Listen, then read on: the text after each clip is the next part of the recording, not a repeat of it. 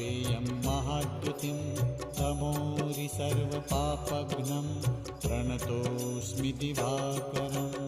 ॐ ह्रां ह्रीं ह्रौं स्वः सूर्याय नमः। ॐ ह्रां ह्रीं ह्रौं स्वः सूर्याय नमः।